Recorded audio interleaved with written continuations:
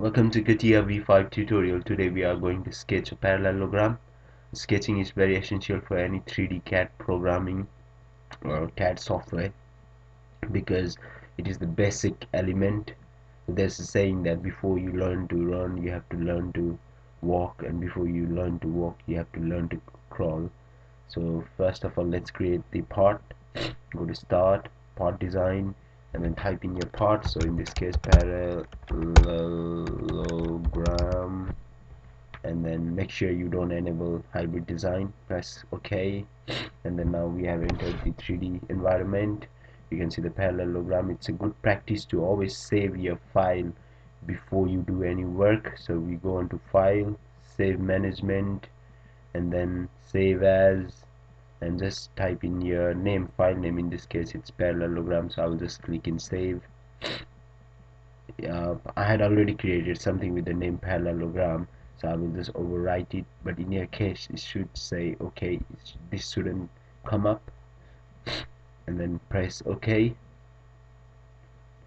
Now in order to sketch, I will select the XY plane. I will go onto this little arrow button over here and then click the position sketch. At the moment, for my horizontal axis, the CATIA is reading this one as vertical axis, and my vertical axis CATIA is reading it as horizontal axis. So I will just click on swap and then OK, and then I will go over here and then click the parallelogram button over here.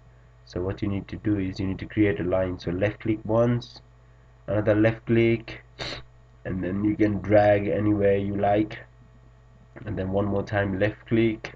So it means that these two elements are parallel and these two elements are parallel.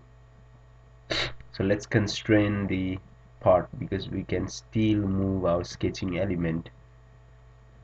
In order to do that, we click on to constrain button and then click on the features. So in order to avoid clicking the constraint button every time, I will just double left click this button. So it's like a little trick so that you don't have to press the constraint button every time.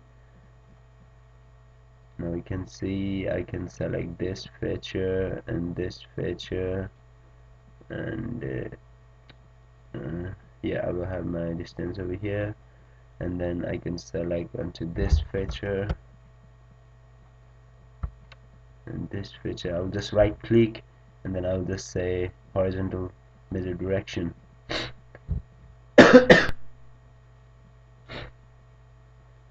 And sorry, now let's check where we can move. We can still move it along this direction, so we need to constrain this direction. So just click onto constrain this element, this axis over here, and now these two elements are constrained. Now we can move on the horizontal axis, and this is controlled by the angle. So what I'll do is I will just click onto constraint. I'll select this element, and then I will select this element, and then my whole sketching element is constrained. And constraint is very important because you don't want your sketching elements to be moved accidentally, so you want to have a pure control over what you want to do. So in this case, if I double click, if I want to change this directions, then I can double click it, make it probably, let's say 80. Yeah, it will change. So in a way it is parametric. When you are sketching the elements, you don't have to think about the dimension first. Just make a rough sketch, just constrain the elements, and you can later on put the correct dimensions.